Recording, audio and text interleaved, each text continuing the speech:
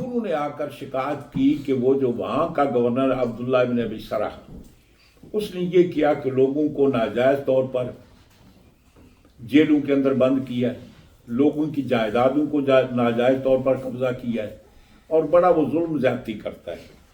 سیدنا حضرت عثمان غنی رضی اللہ تعالیٰ نے حضرت محمد ابن ابوبکر رضی اللہ تعالیٰ عنہ کو وہاں کا گورنر مقرر کیا، اور تقریباً 30 سے 40 صحابہ جو مدینہ پاک کے، ان کو فرمایا کہ تم جاؤ اپنی نگرانی میں اس سے چارج لو، محمد بن بکر کو گورنری کا چارج دو، اور وہاں لا کر تحقیق کرو کہ یہ جو لوگ شکایت کرتے ہیں کیا واقعتاً وہاں ان لوگوں پر ظلم ہوا ہے یا نہیں، کیا واقعتاً لوگوں کی جائیدادیں انہوں نے چھینی ہیں یا نہیں، کیا واقعتاً ایسی بات ہوئی ہے، تو تحقیق کرو۔ ابھی یہ قافلہ جا رہا تھا، راستے میں دیکھا کہ ایک اونٹنی پر سوار ہے، بڑی تیزی کے ساتھ جا رہا ہے۔ ان لوگوں نے سوچا یہ اونٹنی تو بیت المال کی ہے، یہ بندہ کہاں جا رہا ہے، اور یہ اوپر جو بیٹھا یہ حضرت عثمان غنی کا غلام ہے۔ انہوں نے آگے ہو کر اس کو پکڑ لیا۔ انہوں نے کہا کہاں جا رہے ہو؟ اس نے کہا جی میں جو مصر کا گورنر اس کے پاس جا رہا ہوں، اور اس کے لیے خط ہے میرے پاس۔ ان صحابہ کرام نے فرمایا کہ یہ گورنر تو ہمارے ساتھ جا رہے ہیں، محمد بن بکر، ان کو خط دو۔ چنانچہ اس سے وہ خط چھین لیا گیا۔ جب خط کو پڑھا تو خط کے اندر یہ لکھا تھا عبداللہ ابن سرح کو کہ تو ہی گورنر رہے گا، جب محمد بن بکر تیرے پاس پہنچے اس کو قتل کر دے، اور تو ہی اپنے عہدے پر برا جمان لے۔ اب جب وہ صحابہ کرام نے انہوں نے یہ خط پڑھا تو غصے سے مصر جانے کے بجائے مدینہ میں واپس آ گئے۔ واپس آ کر عثمان غنی سے کہا کہ یہ اونٹنی آپ کی ہے؟ انہوں نے کہا بالکل بیت المال کی میری ہے۔ فرمایا یہ غلام آپ کا ہے؟ آپ نے فرمایا یہ بھی میرا ہے۔ فرمایا یہ خط آپ نے لکھا؟ آپ نے فرمایا خط میں نے نہیں لکھا، اس کا مجھے علم نہیں۔ پھر لوگوں نے کہا کہ اس کا مطلب ہے کہ میر منشی کون ہے؟ مروان ہے، تو یہ شہادت کس کی ہے؟ مروان کی ہے۔ یہ کرو کہ اس کو ہمارے حوالے کرو۔ یہ حوالگی کا مطالبہ غلط تھا۔ بات یہ ہونی چاہیے تھی کہ باقاعدہ طور پر اس پر کیس چلاؤ، اس نے یہ جو جرم کیا اس کی اس کو سزا ملنی چاہیے۔ چنانچہ نتیجہ یہ ہوا کہ حضرت عثمان غنی رضی ان کا مطالبہ یہ تھا کہ یا آپ استعفیٰ دے دیں، اور یا پھر یہ ہم اور خلیفہ مقرر کر لیتے ہیں، یا پھر یہ کریں کہ مروان کو ہمارے حوالے کر دیں۔ انہوں نے فرمایا کہ خلافت تو میں نہیں چھوڑتا، حضور نے مجھے فرمایا تھا، خواب میں حضور نے فرمایا کہ اے عثمان، اللہ تجھے ایک ایسی قمیص پہنائے گا، وہ قمیص نہیں اتارنا، تو استعفیٰ تو میں نہیں دیتا، نہ میں مروان کو تمہارے حوالے کرتا ہوں۔ نتیجہ یہ ہوا کہ وہ جتنے لوگ تھے ہزاروں کی تعداد میں، پورے مدینہ پاک کا محاصرہ کر لیا۔ سیدنا حضرت عثمان غنی رضی اللہ تعالیٰ عنہ پر پانی بند کر دیا۔ آپ مسجد میں نہیں آ سکتے تھے۔ جو مسجد آپ نے خرید کر بنائی، اس بیر روما کا پانی آپ کے مقدر میں نہیں تھا، جو پانی آپ نے کنواں خرید کر کیا تھا۔ یہ ساری باتیں ہوئی۔ نتیجہ یہ ہوا کہ آخر میں سیدنا حضرت عثمان غنی رضی اللہ تعالیٰ عنہ کو شہید کر دیا گیا۔ جب یہ معاملہ آیا تو حضور مولا کائنات حضرت عثمان غنی کے پاس حاضر ہوئے، عرض کرنے لگے آپ ہمیں اجازت دیں، یہ جو بلوائی ہے ان سے ہم دو دو ہاتھ کرتے ہیں جی، یعنی مطلب ہے انہوں نے خواہ مخواہ یہ جو ظلم زیادتی کر رہے ہیں ہم ان کو یہاں سے نکال دیتے ہیں۔ سیدنا حضرت عثمان غنی رضی اللہ تعالیٰ فرماتے ہیں کہ میں ایک آدمی کو بچانے کے لیے کئی آدمی کی قربانی نہیں دے سکتا۔ جب آپ ان کے ساتھ مٹبھیڑ کریں گے آپ میں بھی جو لوگ شہید ہو سکتے ہیں۔ یہ بھی نادان ہے، ناسمجھ ہے، لیکن ہے تو مسلمان۔ ان میں کوئی مرے گا تو وہ بھی اسلام کا نقصان ہے، مسلمانوں کا۔ آپ میں کوئی شہید ہوگا تو وہ بھی مسلمانوں کا نقصان، اور یہ میں اس لیے کروں کہ میں اپنے آپ کو بچانے کے لیے، یہ نہیں ہو سکتا۔ پھر حضور مولا کائنات نے دیگر صحابہ نے اپنے جو نوجوان بیٹے تھے ان کو حضرت عثمان غنی کے مکان پر بطور پہرے کے مقرر کر دیا کہ آپ ان کی حفاظت فرمائیں۔ اس میں حضرت عبداللہ بن زبیر تھے، حضرت عبداللہ بن طلحہ تھے، عبداللہ بن عمر تھے، حضرت امام حسن تھے، امام حسین تھے، دیگر جوان صحابہ کرام کے جو صاحبزادگان تھے وہ پہرا دیتے۔ نتیجہ یہ ہوا کہ وہ مکانوں سے اوپر آ کر ظالموں، ان کی نظر یہ تو دروازے پر پہرا دے رہے تھے، تو آ کر سیدنا حضرت عثمان غنی کو شہید کر دیا گیا۔ اب پورے مدینہ پاک کے اندر یہ بات مشہور ہوگی کہ حضرت عثمان غنی کو شہید کر دیا گیا۔ میرے بتانے کا مقصد یہ ہے کہ جو واقعات رونما ہوتے ہیں نا، ان کے پیچھے ایک علت ہوتی ہے، ایک سبب ہوتا ہے، ایک وجہ ہوتی ہے۔ بلا وجہ کو مثال کے طور پر کو مکان گر گیا جی، اب اس کے گرنے کی وجہ کیا ہو سکتی؟ یا تو زلزلہ ہے اس کی وجہ سے گر گیا، یا آگ لگ گئی اس کی وجہ سے گر گیا، یا کوئی جہاز بلڈنگ میں گھس گئے تو اس کی وجہ سے وہ بلڈنگ گر گئی۔ کوئی نہ کوئی ریزن تو ہونا چاہیے نا۔ یہ جو اس کے بعد مسلمانوں کے اندر یہ جنگوں کا سلسلہ چلا، یہ سب سے پہلے جنگ جمل ہوتی ہے، جنگ صفین ہوتی ہے، نیروان ہوتی ہے، یہ معاملہ چلا۔ اس کا سبب کیا ہوا جی؟ سیدنا حضرت عثمان غنی رضی اللہ تعالیٰ عنہ کی اگر شہادت نہ ہوتی، نہ جنگ جمل ہوتی، نہ جنگ صفین ہوتی، نہ نیروان ہوتی، اور نہ کربلا کا واقعہ ہوتا جی۔ یہ پیش خیمہ ہے حضرت عثمان غنی کی شہادت، ان کو شہید کرنا، نہ حق مارنا، اس کی وجہ سے یہ اس کے بعد پھر فتنہ پھیلا چلا۔ پھر نتیجہ یہ ہوا کہ وہ صحابہ کے درمیان اختلاف ہو گیا، دیگر حضرات کے درمیان اختلاف، اور اس سارے کے پیچھے ہاتھ کس کا ہے؟ مروان کا۔ تو حضور نے فرمایا تھا ہلاکت امتی علی ید اغیلمۃ من قریش، یہ وہ مروان تھا اور اس کے مقرر کردہ گورنر تھے چھوکرے، جن کی وجہ سے ظلم و ستم کا کام شروع ہوا، اور پھر اس کے نتیجے میں سیدنا حضرت عثمان غنی کو شہید کر دیا گیا۔ اب ان کی شہادت کے بعد پھر مسلمانوں کے اندر اتنا خلفشار پھیلا کہ خلافت راشدہ کا دور تو ختم ہو گیا، لیکن وہ خلفشار قائم رہا۔ کبھی کوئی اختلاف ہو جنگ جمل کی صورت میں ظاہر ہوا، کبھی جنگ صفین کی صورت میں، جنگ نیروان کی صورت میں۔ ان سب کے پیچھے کس کا ہاتھ ہے؟ مروان کا۔ اگر اس دور میں اس نے یہ شرط، اور وہ کیوں کی؟ اس لیے حضور نے فرمایا کہ یہ وہ قریش کے چند اوباش قسم کے لونڈے، اب چونکہ اس کی تربیت نہیں تھی، اسلام کی اس کے اندر ویلیو نہیں تھی، اسلام کی قدر و قیمت کو نہیں سمجھتا تھا۔ سیدنا حضور کے بعد ذاتی سے پڑھیے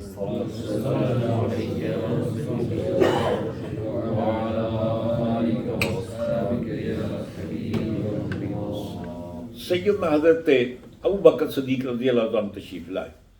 2 سال اور کچھ مہینے پر اس کے بعد آپ زندہ رہے۔ اس پورے دور میں چیلنج کو تاریخ کا بتائے، آپ نے کسی بنی تیم کے قبیلے کے بندے کو عہدہ دیا جی؟ آپ کے بیٹے موجود تھے نا، حضرت عبد الرحمن موجود تھے، محمد ابو بکر تو چھوٹے تھے، وہ تھے، دیگر بنی تیم قبیلے کے لوگ تھے، کسی کو عہدہ دیا، کو گورنر بنایا، کو سپہ سالار بنایا؟ یعنی تاریخ یہ نہیں بتاتی کہ حضرت بکر صدیق نے اپنے اس 2.5 سالہ دور میں اپنے خاندان کے کسی فرد کو کوئی منصب اور کوئی عہدہ دیا ہو، جبکہ یہ نہیں کہ آپ کا خاندان سارے نالائق تھے، وہ ایسے تھے۔ حضرت عبد الرحمن ابن ابو بکر ہیں، صحابی رسول ہیں، جلیل القدر ہیں، ان کو کوئی منصب عہدہ نہیں دیا، کسی اور رشتہ دار کو نہیں دیا۔ آپ کے بعد دور آتا ہے سیدنا حضرت عمر فاروق رضی اللہ تعالیٰ، آپ کا تعلق قبیلہ بنو عدی سے ہے، قبیلہ بنو عدی سے 10 سال پر آپ کا دور مشتمل ہے۔ اس پورے 10 سال میں آپ تاریخ میں بتائیں، آپ نے کسی ایک بندے کو جس کا تعلق آپ کا بیٹا پوتا تو درکنار رہ گیا نا، یعنی آپ کے خاندان میں سے کسی کو آپ نے کو منصب دیا ہو جی، کسی عہدے پر فائز کیا ہو؟ قطعاً نہیں۔ بلکہ جب آپ پر ابو لولو فیروز لانتی نے حملہ کیا، آپ بیمار ہوئے، تو کچھ لوگوں نے حضرت عمر فاروق رضی اللہ تعالیٰ عنہ کو مشورہ دیا کہ آپ کے بیٹے عبداللہ بن عمر ہیں، جلیل القدر صحابی ہیں، حضور کا جب وصال ہوا تو ان کی عمر تقریباً 19-20 سال تھی، اور حضور کے دور میں انہوں نے یعنی جنگ بدر اور جنگ احد کے سوا، اس وقت وہ چھوٹے تھے، بعد میں جو آنے والی جنگیں ان کے اندر شرکت کی ہے، ان کا ایک مقام ہے۔ آپ ایسے کریں کہ ان کو اپنی جگہ مطلب ہے کہ نامزد کر دیں۔ آپ نے فرمایا وہ جو بیوی کا فیصلہ نہیں کر سکتا، وہ جو بیوی کا فیصلہ نہیں کر سکتا وہ حکومت چلا سکتا ہے، اور فرمایا کہ یہ مجھے کوئی منصب یہ خطاب کی طرف سے تو نہیں ملا، یہ مجھے باپ دادے کی وراثت تو نہیں ملی کہ میں آگے بیٹوں کو تقسیم کروں جی۔ حضرت عبداللہ ابن عمر کے درمیان، بیوی خاوند کے درمیان کچھ حالات ٹھیک نہیں تھے، اور اصل بات یہ ہے کہ حضرت عمر فاروق کو بہو پسند نہیں تھی، تو آپ یہ چاہتے تھے اپنے بیٹے کو کہ تو اس بیوی کو طلاق دے دے، وہ طلاق نہیں دے رہے تھے۔ آپ نے فرمایا جو بیوی کا فیصلہ نہیں کر سکتا وہ حکومت کیسے چلا سکتا ہے؟ یہ قطع نہیں ہو سکتا، یہ جو مجھے حکومت ملی ہے یہ تو سرکار کے قدموں کا صدقہ ہے، یہ کو میرے باپ خطاب کی وراثت تو نہیں ہے۔ اب 10 سال کا طویل عرصہ آپ مجھے تاریخ میں بتا دیں کسی ایک بندے کو آپ نے جس کا تعلق قبیلہ بنو عدی سے ہو کوئی عہدہ دیا ہو جی؟ نہیں دیا نا، اس لیے کہ آپ اس اہمیت کو سمجھتے تھے۔ حضرت عثمان غنی بھی اس کی اہمیت کو سمجھتے تھے۔ اب جب مروان میر منشی بنا تو یہ ساری خرابیاں کس نے کی؟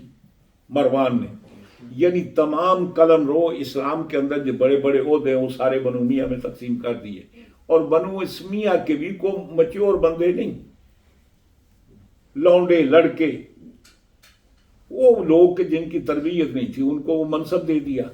نتیجہ یہ ہوا کہ جس کے رزلٹ میں حضرت عثمان غنی رضی اللہ تعالیٰ عنہ کی شہادت ہوئی، اور ان کی شہادت کے بعد ایسا خمیازہ بکھرا کہ پھر اس کے بعد وہ فتنہ ختم نہ ہو سکا جی۔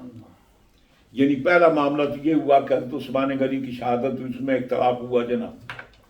البتہ وہ صحابہ کرام جنہوں نے حضور کی تربیت پائی تھی ان کے اندر حضور کی تربیت کا اثر تھا۔ اب نتیجہ یہ ہوا کہ یہ حضرت طلحہ، حضرت زبیر، ام المومنین حضرت سیدہ عائشہ صدیقہ سلام اللہ علیہ، یہ لوگ اصلاح کی خاطر مکے میں تھے، اطلاع ملی کہ حضرت عثمان غنی شہید ہو گئے، وہ پھر حضرت طلحہ کے مشورے پر وہ بصرے میں جمع ہوئے۔ ہم وہاں جا کر حضرت مولا کائنات سے مطالبہ کرتے ہیں کہ وہ حضرت عثمان غنی کے قاتلوں کو قصاص لیں، ان کو پکڑیں، وہ ہونا چاہیے۔ وہ حضرت علی کی خلافت کے منکر نہیں تھے، وہ تو بیعت کر کے گئے تھے۔ ان کا مقصد یہ تھا کہ ایک خلیفہ شہید ہوا ہے تو ایسے نہ ہو کہ قاتل کا پتہ ہی نہ چلے جی، قصاص ہونا چاہیے۔ یہ لوگ بصرہ میں جمع ہوئے، حضور مولا کائنات کو پتہ چلا، آپ تشریف لے کے آپ نے پوچھا بھائی آپ بتائیں کیا قصہ ہے۔ جب ان کے درمیان گفتگو ہوئی تو حضرت زبیر بھی وہ چھوڑ کر چلے گئے جی، پہلے حضرت طلحہ ہیں۔ اب یہی 2 سرکردہ بندے تھے جو اشرا مبشرہ میں حضرت طلحہ، حضرت زبیر، اور تیسری ام المومنین حضرت سیدہ عائشہ صدیقہ سلام اللہ علیہ کی ذات ہے۔ اب حضرت زبیر بھی وہ جنگ کا معاملہ چھوڑ کر چلے گئے، حضرت طلحہ بھی چھوڑ کر چلے گئے۔ چنانچہ حضرت طلحہ کو یہ ہوا کہ مروان نے سوچا اگر یہ لوگ نکل گئے تو ہماری ویلیو پیچھے کیا جی۔ بجھا ہوا تیر مارا، آپ کے پاؤں میں لگا، جس کی وجہ سے آپ کے جسم میں زہر پھیل گیا اور آپ شہید ہو گئے جی۔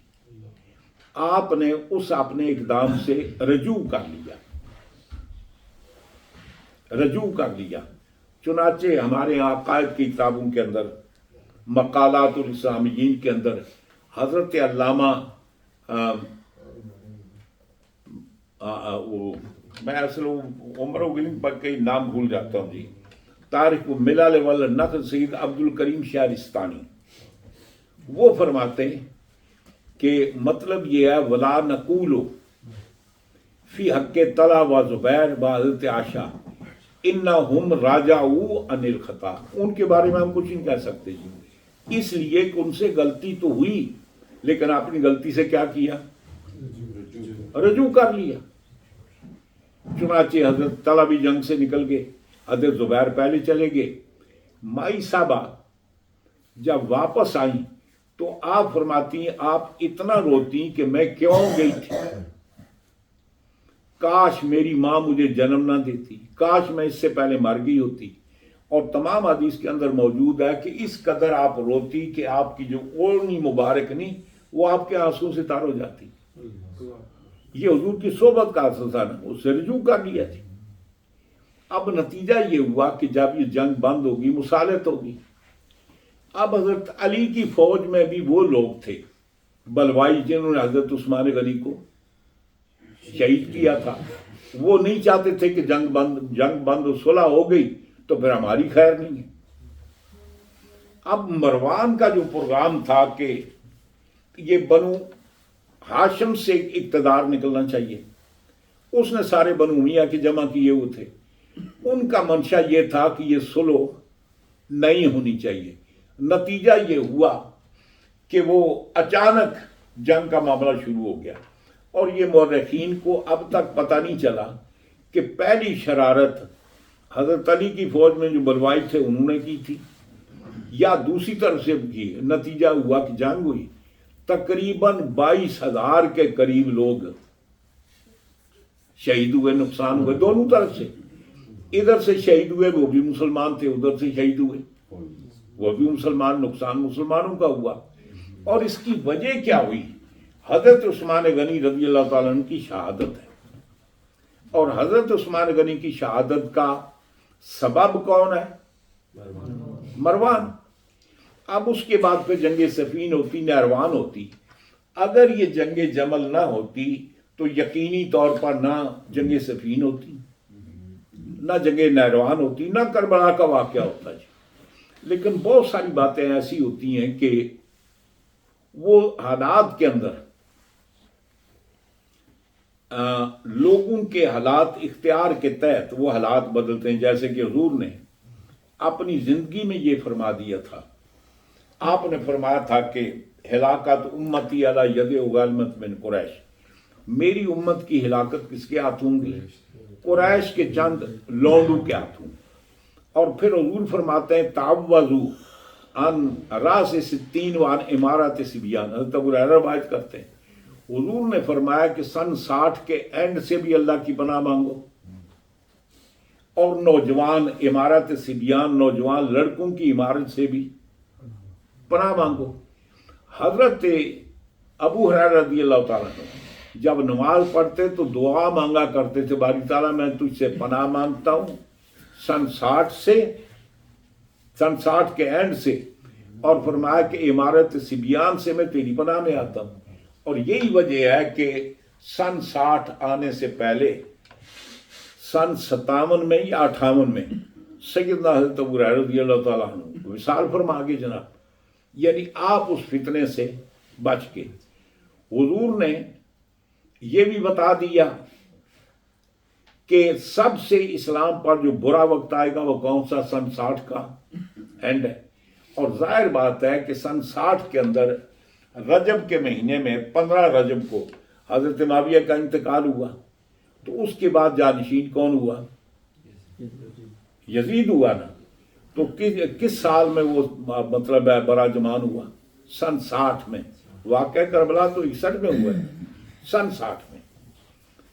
اب حضور نے یہ بتا دیا، اس کی برائی بھی بتا دی، پھر سرکار نے یہ بھی بتا دیا کہ ابنی ھذا سیقتل، یہ میرا بیٹا حسین جو ہے ان قریب اس کو قتل کیا جائے گا فی الطف، میدان کربلا میں۔ اور یہ حضور نے نہیں کہا، اللہ کی طرف سے، یعنی حضور کے پاس جبریل آئے، وہ عرض کرتے ہیں یا رسول اللہ اپنے بیٹے سے بڑا پیار کرتے ہیں؟ فرماتے بالکل کرتا ہوں۔ جبریل کہنے لگے کہ آپ کے اس بیٹے کو میدان کرب و بلا میں، وادی نینوا میں، وہاں شہید کیا جائے گا۔ اگر آپ چاہیں تو میں وہاں کی مٹی لا کر آپ کو دے سکتا ہوں۔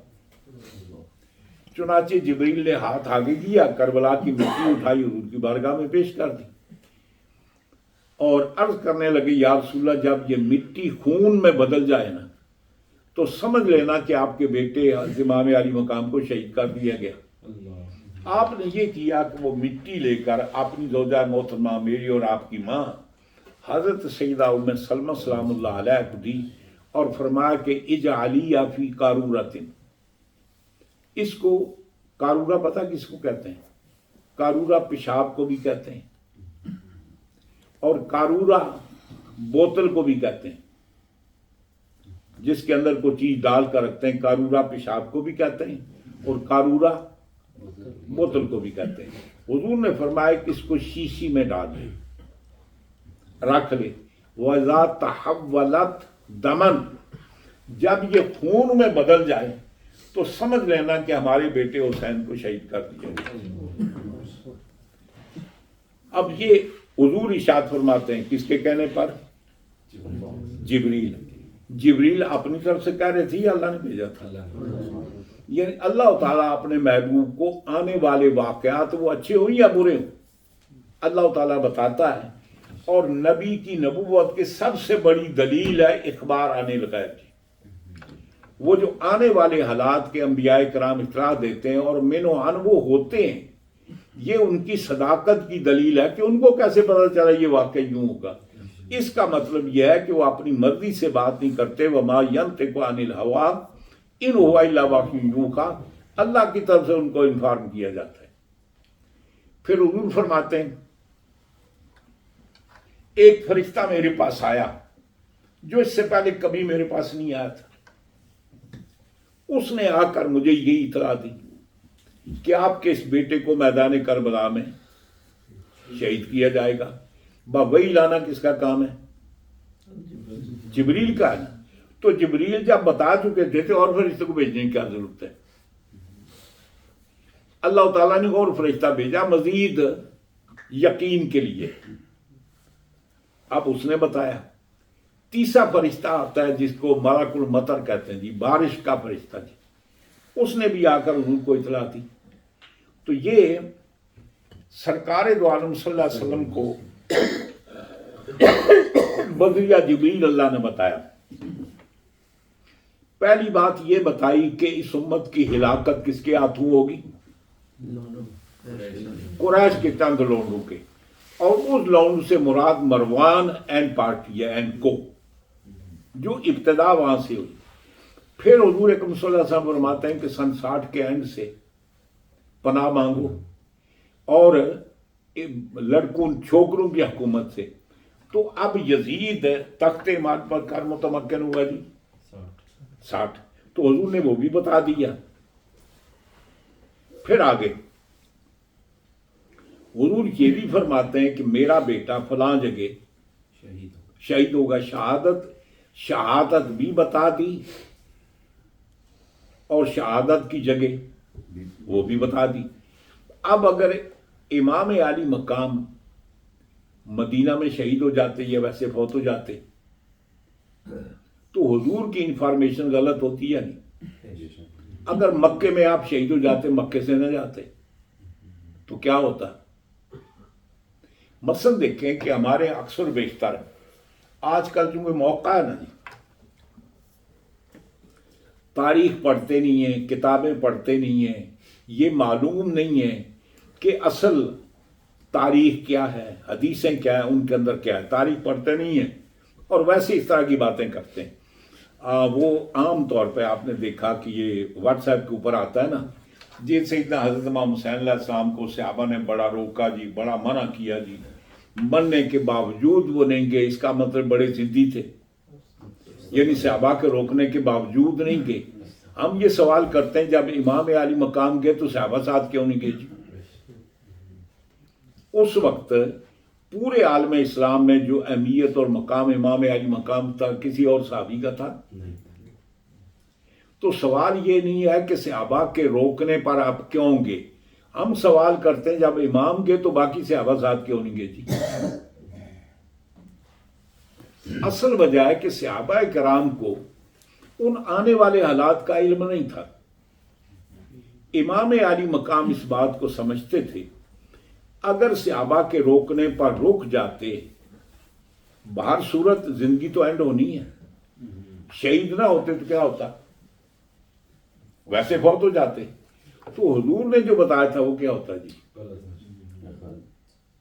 जब वो गलत हो जाता तो ये तो नबूवत की, हुजूर की नबूवत पर शक की बात है। असल किस्सा ये है, वो कहते हैं मंच सरायन व तबूरा मंच सराय। वो एक आदमी गाने बजाने वाला था, वो कहता मैं कुछ और गा रहा हूं और साज में कुछ और आवाजें निकल रही हैं। और फारसी का एक मुहावरा कहते हैं मन दर्चे ख्यालम व फलक दर्चे ख्याल, यानी मैं किस ख्याल में क्या सोचता हूं और अल्लाह की मर्जी क्या है। ये बात आपने देखा ना, मकर व मकर अल्लाह। अल्लाह ताला फरमाता है कि ये लोग भी तदबीरें करते हैं, चाल चलते हैं जी, हीले करते हैं, वह मकर अल्लाह।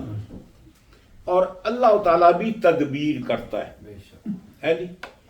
एक बंदे की तदबीर होती है, एक बंदा सोचता है कल मैं ये करूंगा, एक अल्लाह की तदबीर होती है। और अल्लाह ताला फरमाता है वल्लाहु खैरुल माकिरीन, बेहतरीन तदबीर किसकी है, अल्लाह की है।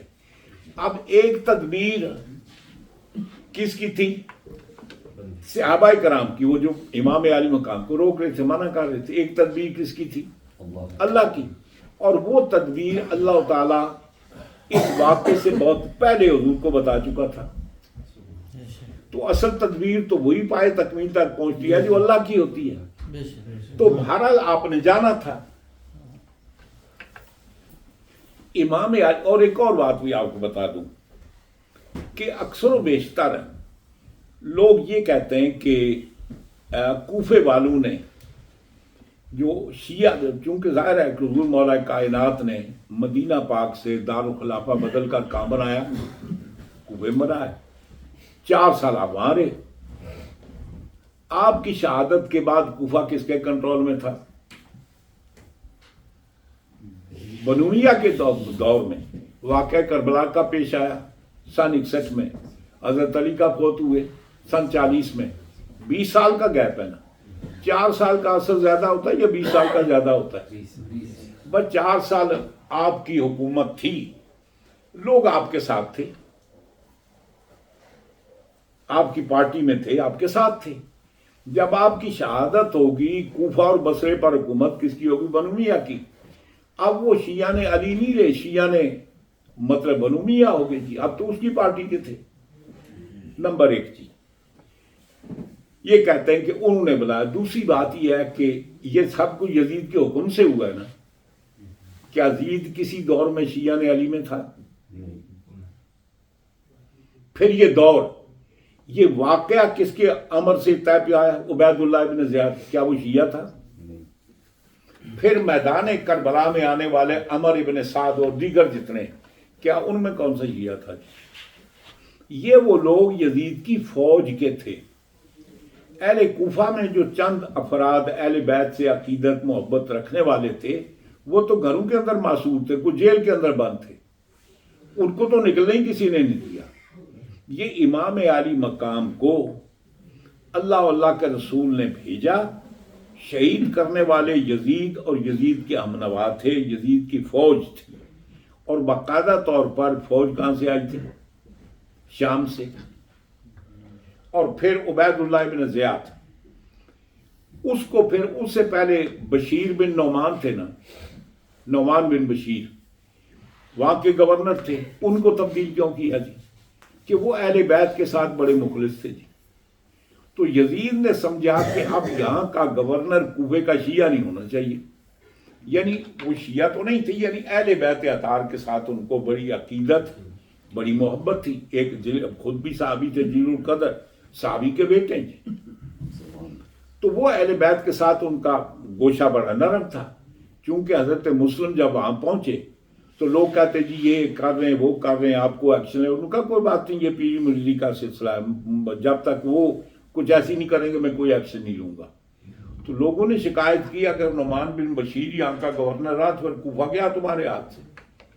تو یزید نے نعمان بن بشیر کو معزول کیا، اس کی جگہ کس کو بنایا؟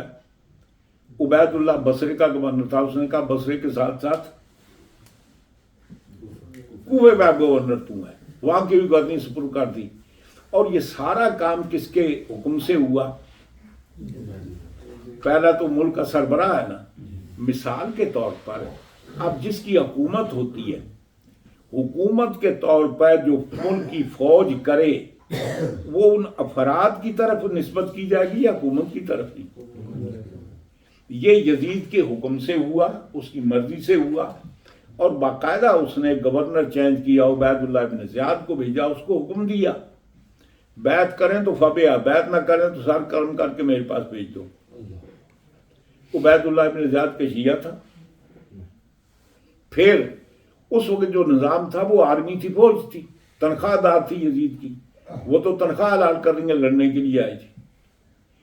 اصل قصہ ایک اور ہے، امام علی مقام کوفے والوں کے بلانے کی وجہ سے نہیں گئے، ان کے خطوط، بے شک وہاں کچھ لوگوں نے خطوط لکھے لیکن ان کے خطوط کی وجہ سے نہیں گئے۔ آپ حضور نے جو بات بتائی تھی اس کو پورا ہونا تھا، اور چنانچہ جب صحابہ کرام نے امام علی مقام کو روکا، منع کیا کہ آپ وہاں نہ جائیں، آپ نے جواب میں فرمایا کہ اصل قصہ یہ ہے کہ انی رأیت رسول اللہ صلی اللہ علیہ وسلم فی المنام میں، میں نے خواب میں حضور کو دیکھا ہے، وَأَمَرَنِي بِأَمْرٍ، حضور نے مجھے ایک آرڈر دیا ہے، انا ماذن لہو، مجھے اس کا کر گزرنا ہے، لیا و علیہ، وہ میرے فائدے میں ہو یا میرے نقصان میں ہو، مجھے وہ کام کرنا جو حضور نے دیا۔ وہ میدان کربلا میں کوفے میں امام علی مقام کوفے والوں کے بلانے سے نہیں گئے، حضور کے بھیجنے سے گئے، اور اس کی خبر حضور پہلے دے چکے تھے کہ میرا بیٹا کہاں شہید ہوگا؟ فرات کے کنارے۔ کیا فرات کا کنارہ مکے میں ہے یا مدینہ پاک میں ہے؟ کہاں ہے؟ حضور نے فرمایا کہ میدان طف میں، طف اسی کا جگہ کا نام ہے، تو طف کہاں ہے؟ کیا وہ حجاز مقدس میں یا عراق میں ہے؟ پھر انہوں نے نام کربلا کا بتایا، تو کربلا کہاں واقع ہے؟ مدینہ میں یا مکے میں ہے؟ وہاں ہے۔ تو جب آپ کی شہادت وہاں ہے تو شادی ہونے کے لیے تو آپ نے وہاں جانا ہے۔ اب جانے کا سبب کیا ہے، علت کیا ہے؟ ایک تو وجہ یہ ہے کہ اہل کوفہ نے، کچھ جو لوگ تھے صحابہ کرام، انہوں نے سوچا ویسے تو یہ سارا بازار ان کا یزیدیوں کا ہے، ہو سکتا ہے کہ امام علی مقام یہاں آ جائیں تو ان لوگوں کو حیا آ جائے کہ یہ سکون کا بیٹا آ گیا جی، حضور کے نواسے آ گئے، ان کو حیا آ جائے، اس لیے انہوں نے، اور بلانے والے کون ہیں؟ صحابہ کرام۔ لیکن آپ نہ ان کے بلانے پر گئے نہ کسی اور کے بلانے پر گئے، آپ اس لیے گئے کہ سرکار نے بھیجا، اور آپ اس لیے گئے کہ حضور نے پہلے بتا دیا تھا کہ میرا بیٹا یہ شہید ہوگا۔ کہاں شہید ہوگا؟ کربلا میں۔ جب امام مدینہ سے چلے نا، آپ کو پتا تھا کہ مجھے کربلا میں شہید ہونا ہے، جب مکہ چھوڑ کر چلے تو آپ کو پتا تھا کہ مجھے شہید ہونا ہے، چونکہ یہ ساری باتیں اہل بیت کے اندر چھوٹے بڑے سب جانتے تھے، آپ کو پہلے سے پتا تھا۔ ایک تو یہ ہے نا، امام علی مقام کی جرت اور مقام کا اندازہ لگائیں۔ اگر کسی آدمی کو مرنے سے پہلے یہ پتہ چل جائے کہ فلاں جگہ جائے گا تو مر جائے گا، تو آدمی وہاں جاتا ہے؟ آدمی کو پتہ چل جائے گا کہ اگر تو آج موٹر وے پر گیا نا گاڑی لے کر تو تیرا ایکسیڈنٹ ہو جائے گا، تو وہ جائے گا؟ کوئی آدمی بتا دے فلاں آدمی کے پاس اگر تو جائے گا وہ تجھے قتل کر دے گا، تو وہ جائے گا؟ یہ میری آپ کی بات ہے۔ امام علی مقام یہ جانتے تھے ان کی جائے شہادت کون سی ہے، ان کو یہ پتا تھا کہ مجھے زندہ واپس نہیں آنا۔ مدینہ چھوڑا تو جانتے تھے زندگی میں مدینہ میں نہیں آؤں گا، جب خانہ کعبہ چھوڑا تو جانتے تھے کہ زندگی میں دوبارہ مجھے خانہ کعبہ کی زیارت نصیب نہیں ہوگی۔ تو اب یہ کر رہا تھا، یہ جو واقعات پیش آئی اس کا سبب کیا ہے؟ ایک اور بات آپ کو بتاؤں، حضور قرآن لے کر آئے، اسلام لائے، یہ اللہ تعالیٰ کے پروگرام کی کمپلیشن ہے۔ مثال کے طور پر زردوشی پڑھیے، آپ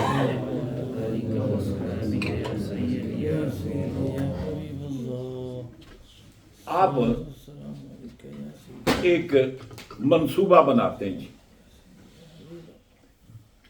کہ آپ ایک منصوبہ بناتے ہیں، اس میں یہ ڈپارٹمنٹ ہوگا، یہ ہوگا، یہ ہوگا، یہ ہوگا، یہ بات ہے نا۔ اس کے اندر آپ مثال کے طور پر ایک فیکٹری بنانا چاہتے ہیں، آپ یہ سوچتے ہیں کہ بھئی یہاں یہ بلڈنگ فلاں کام کے لیے ہوگی، یہ بلڈنگ فلاں کام کے لیے ہوگی، پھر جو یہاں کام کریں گے ان کی رہائش کے، یہ سارا ایک منصوبہ ہوتا ہے نا۔ اللہ تعالیٰ نے اس منصوبے کے تحت پہلا نبی کون ہے؟ آدم علیہ السلام، ان کو بھیجا جی اپنا پیغام دے کر، وہ اس منصوبے پر لگے رہے جی۔ پھر اللہ تعالیٰ نے ان کے بعد ان کے بیٹے عیسیٰ علیہ السلام کو حکم دیا، وہ آئے، ادریس علیہ السلام آئے، نوح علیہ السلام تشریف لائے، ابراہیم علیہ السلام آئے، ان کے بیٹے یعقوب، یوسف، موسیٰ، یہ رات تشریف لائے، اپنے اپنے پروگرام کے تحت یہ آتے رہے، لیکن وہ اللہ کا جو منصوبہ تھا نا وہ مکمل نہیں ہوا۔ اب آخر میں سرکار تشریف لائے، جب حضور تشریف لائے اور پورا کلام پاک حضور پر نازل ہوا تو اللہ فرماتا ہے الیوم اکملت لکم دینکم واتممت علیکم نعمتی ورضیت لکم الاسلام دینا۔ اللہ فرماتا ہے ٹوڈے، آج میرا منصوبہ کمپلیٹ ہو گیا۔ وہ جو اللہ تعالیٰ نے منصوبہ شروع کیا تھا، وہ شروع سے ہی اللہ کا پروگرام ایسے تھا کہ یہ آدم سے شروع ہوگا اور سرکار دو عالم صلی اللہ علیہ وسلم کی ذات پر یہ کیا ہوگا؟ کمپلیٹ ہوگا، مکمل ہوگا۔ حضور کے آنے کے بعد اللہ کا منصوبہ کمپلیٹ ہو گیا، فرمایا اکملت لکم دینکم، تمہارے دین کو میں نے تمہارے لیے کمپلیٹ کر دیا۔ دین کس کو کہتے ہیں؟ دین اس کو کہتے ہیں جس کے اندر عقائد بھی ہیں، اعمال بھی ہیں، یعنی عبادات بھی ہیں، معاملات بھی ہیں، اعتقادات بھی ہیں، ٹوٹل۔ اور فرمایا کہ اس دین کا نام کیا ہے؟ دین تو ہے نا جی، اس دین کا نام کیا ہے؟ اللہ فرماتا ہے ان الدین عند اللہ یعنی اللہ نے اس دین کا نام کیا رکھا ہے؟ اسلام۔ اللہ فرماتا ہے الیوم اکملت لکم دینکم، دین کو کمپلیٹ کر دیا، واتممت علیکم نعمتی، میں نعمتیں بھی کمپلیٹ کی، ورضیت لکم الاسلام دینا، میں نے اسلام کو تمہارے دین کے لیے اس کا نام مقرر کیا۔ اللہ نے کمپلیٹ کر دیا۔ اب اس اللہ کے آخری پروگرام کو کمپلیٹ کرنے کے لیے سرکار کا تشریف لائے مکہ معظمہ میں۔ پہلا حضور نے 13 سال میں کام یہ کیا کہ لوگوں کے عقائد کی اصلاح کی۔ وہ جو اللہ کے مقابلے میں بتوں کی پوجا کرتے تھے، ان کو یہ بتایا کہ خدائی تصور یہ شرک ہے جو تم کرتے ہو، اصل ایک ہی بارگاہ ہے جو تمہارے سجدوں کے لائق ہے، تمہاری عبادت کے لائق ہے۔ 13 سال تک حضور نے عقائد کی اصلاح کی۔ یہ فرمایا کہ زندگی کے بعد ایک اور زندگی ہے، اس زندگی میں تم سب نے اللہ کی بارگاہ میں حاضر ہونا ہے، جو تم نے عمل کیا اس کا جواب دہ ہونا ہے، پھر اس کا صلہ بھی ملنا ہے۔ اچھے کام ہوں گے تو اچھا صلہ ملے گا، جنت ملے گی، برے کام ہوں گے تو جہنم میں جانا پڑے گا۔ یہ ساری باتیں حضور نے بتایا کہ یہ تمہاری زندگی، یہ آخری تمہاری زندگی نہیں ہے، بلکہ اصل زندگی اس کے بعد اور ہے۔ اس زندگی کو خوشحال کرتے ہوئے اس زندگی کو برباد مت کرو۔ اس زندگی کو ٹھیک کرنے کے لیے، یہ زندگی خراب ہوتی ہے تو ہونے دو، جان جاتی ہے جانے دو، مال جاتا ہے جانے دو، نقصان ہوتا ہے ہونے دو، اس زندگی کا نقصان نہیں ہونا چاہیے۔ حضور نے عقائد کی تعلیم دی، ان کو بتایا۔ پھر سب سے پہلے مکہ معظمہ میں نماز کا فریضہ ہوا جی، پھر احکامات مدینہ میں تشریف لائے، پھر باقی معاملات ہوئے، یعنی مثبت پہلو اور منفی پہلو، یعنی اوامر اور نواہی سارے ہوئے جی۔ اب اس اللہ کے قانون کو پھیلانے کے لیے کیا ہوا؟ سرکار نے مکے میں تکلیفیں اٹھائی یا نہیں اٹھائی؟ کیا حضور کو ذاتی منفعت تھی؟ ان لوگوں نے حضور کے گلے میں پھندے ڈالے، کیا حضور نے ان کی چوری کی تھی؟ نعوذ باللہ من ذالک۔ حضور کے راستے میں کانٹے بچھائے، حضور نے ان کا ذاتی کیا نقصان کیا تھا؟ وہ دین کے راستے میں رکاوٹ تھی. پھر انہوں نے حضور سے سوشل بائیکاٹ کیا. 3 سال تک شیب ابی طالب میں رہے. کیا ان کو ناراضگی کیا تھی؟ کو حضور نے کسی کا مال لوٹا تھا؟ کسی کی آبرو لوٹی تھی؟ اس دین سے، اس اللہ کے نظام سے ان کو اختلاف تھا کہ ہم یہ نظام نہیں چاہتے. تو حضور نے اس نظام کو قائم کرنے کے لیے کیا کیا؟ تکلیفیں اٹھائیں. پھر صحابہ کرام نے حضرت بلال کو یہ اس سنگریز زمین کے اندر، تپتے ہوئے پتھروں کے اندر ان کو گھسیٹا لٹایا گیا. قصور کیا تھا جی؟ انہیں کو قتل کیا تھا. قصور یہ تھا کہ انہوں نے کلمہ پڑھا تھا. حضرت عمار بن یاسر کے والدین حضرت سمیہ، حضرت یاسر، وہ ابتدا اسلام کے شہید ہیں. ان کا قصور کیا تھا؟ ان کا جرم یہ تھا کہ انہوں نے کلمہ پڑھا تھا. اللہ کو ایک مانتے تھے، اللہ کے نبی کو آخری رسول مانتے تھے. اور کیا قصور تھا ان کا؟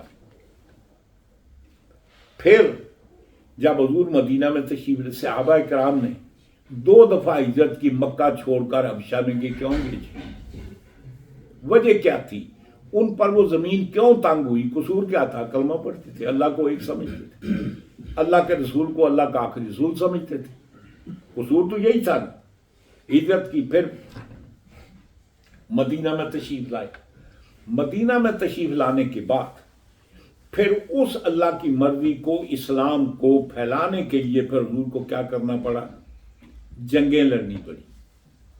جنگ بدر جو حضور تشریف لے جاتے ہیں، کیا مال و متاع کے لیے گئے تھے؟ قانون الہی کی بالادستی کے لیے. آپ احد میں کیوں گے؟ احزاب میں کیوں گے؟ خیبر میں کیوں گے؟ آپ اپنے حنین میں کیوں گے؟ تبوک میں کیوں گے؟ بنی غطفان میں کیوں گے؟ یہ جتنے حضور نے مدینہ میں سٹرگل کیا ہے، یہ کیوں کیجیے؟ اسلام کو پھیلانے کے لیے، اس نظام کو قائم کرنے کے لیے. حضور تنہا تھے. جب آپ بدر میں جاتے تو 312 ساتھی اور آپ کے ساتھ ہیں. جب آپ احد میں جاتے تو 699 آپ کے ساتھ اور تھے. 700 تھے نا، 699 آپ کے علاوہ تھے. جب آپ حدیبیہ میں جاتے ہیں 1450 تو حضور کو بیچ میں نکالو تو کتنے ہوئے جی؟ 1449 ہو گئے نا. وہ کون تھے جی؟ ان لوگوں نے، صحابہ کرام نے حضور کی مائیت میں گھر چھوڑے، در چھوڑے، جانوں کا نذرانہ پیش کیا، مال کا نذرانہ پیش کیا. کسی چیز کی پرواہ نہیں. کس لیے تھی؟ اس نظام اسلام کو نافذ کرنے کے لیے، اس کو قائم کرنے کے لیے. اب امام عالی مقام یہ انشاءاللہ ٹائم ہو نہیں گیا؟ ہاں جی. باقی انشاءاللہ کل عرض کریں گے. جیسے کہ میں نے عرض کیا ہے، بچوں کے محرم الحرام کا مہینہ ہے تو مناسب ہے کہ ہم ان کی بارگاہ میں خراج عقیدت پیش کریں، ان کے کردار سے پردہ اٹھائیں، بتائیں کہ انہوں نے کیا کیا قربانی کی اور کیوں کی ہیں. تو انشاءاللہ کل بھی نشست ہوگی اور پرسوں بھی نشست ہوگی جناب. پھر اس کے بعد نیکسٹ آنے والا جو منڈے ہے، منڈے کو بھی گی. پھر ٹیوزڈے کو، چونکہ ٹیوزڈے 10 محرم ہے تو یہ ہماری اس پورے مہینے میں 5 نشستیں ہوں گی. مجھے امید ہے کہ آپ تشریف لائیں گے. ابھی تو یہ ادھر جانا پروگرام. اب آگے ساتھیوں سے بات کرتے ہیں. اگر لنگر ونگر کا اہتمام ہوا تو پھر کل سے ہم نیچے کر لیں گے، کل بھی، پرسوں بھی، اور پھر اس کے بعد منڈے کو بھی، ٹیوزڈے کو بھی. اور اگر نہ ہوا تو پھر یہی کریں گے انشاءاللہ. آپ سے درخواست ہے کہ آپ تشریف لائیں. انشاءاللہ آپ کی معلومات میں اضافہ ہوگا اور پتہ چلے گا کہ امام عالی مقام نے یہ قربانی کیوں پیش کی، ریزن کیا تھا، وجہ کیا تھی. کیا وہ اقتدار چاہتے تھے؟ کیا وہ خلیفہ بننا چاہتے تھے؟ کیا ان کو مال و متاع کی ضرورت تھی؟ ان سے سب سے بڑی عزت یہ تھی، شہزادہ رسول پوری کائنات ان کے قدموں کے سامنے سر جھکاتی تھی. کیا ان کو خلیفہ بن کر زیادہ آبرو ملتی؟ یہ ساری باتیں انشاءاللہ آنے والی نشست میں عرض کریں گے. بتائیں گے کہ یہ آپ نے کیوں کیا، اس کا ریزن اور سبب کیا تھا. یہ بات تو آپ سمجھ گئے نا. اگر مروان کی شرارت نہ ہوتی نہ عثمان غنی شہید ہوتے، اگر وہ شہید نہ ہوتے تو نہ یہ جنگ جمل ہوتی، نہ جنگ صفین ہوتی، نہ جنگ نہروان ہوتی، اور نہ کربلا ہوتی۔ لیکن بندہ کچھ اور سوچتا ہے، اللہ اپنے بندوں کو آزماتا ہے، امتحان لیتا ہے۔ اللہ تعالیٰ فرماتا ہے وَلَقَدْ فَتَنَّا الَّذِينَ آمَنُوا، اللہ تعالیٰ ایمان والوں کا پھر امتحان لیتا ہے کہ کون اس پر ثابت قدم رہتا ہے، کون صحیح راستے سے پھسلتا ہے۔ اللہ اپنے نیک کر کے ہماری اس محفل میں اپنی بارگاہ میں قبول فرمائے۔ باقی انشاءاللہ کل وہ ہمارے اسباق بھی ہوں گے، اسباق کا ناغہ نہیں کریں گے، یہ بعد کا پروگرام ہے، اسباق پہلے ہو جائیں گے انشاءاللہ۔ دعا فرمائے اللہم صلی علی سیدنا و مولانا محمد و علی آل سیدنا مولانا محمد وبارک وسلم۔ مولا تعالیٰ ہماری اس محفل کو قبول فرما، مولا تعالیٰ ہمارے اس ادارے کو دن یعنی مطلب ہے رات دن اس کو برکتیں عطا فرما، دن دگنا رات چگنی ترقی عطا فرما۔ بحمدی تعالیٰ یہاں بحمدی تعالیٰ خلوص دین کا کام ہوتا ہے، 5 وقت نماز ہوتی ہے، جمعہ ہوتا ہے، بچے پڑھتے ہیں، بچیاں پڑھتی ہیں، دین کا معاملہ ہوتا ہے۔ دعا فرمائیں کہ اللہ تعالیٰ اس کو عبدالآباد تک اس ادارے کو قائم و دائم رکھے، اور جو لوگ اس ادارے کے چلنے میں تعاون کرتے ہیں اللہ تعالیٰ ان کو جزا دے، اور مزید ہمیں اللہ تعالیٰ اس بات کی توفیق عطا فرمائے کہ ہم مزید اس ادارے کے ساتھ تعاون فرمائیں۔ اللہ تعالیٰ ہماری نیکیوں کو قبول فرمائے، اور اللہ تعالیٰ ہماری غلطیوں سے درگزر فرمائے۔ مولا تعالیٰ ہمیں اچھے کام کرنے کی توفیق عطا فرمائے، برے کاموں سے ہمیں بچنے کی توفیق عطا فرمائے۔ وصلی اللہ تعالیٰ علی خیر خلقی محمد وآلہ وصحبہ اجمعین برحمتہ۔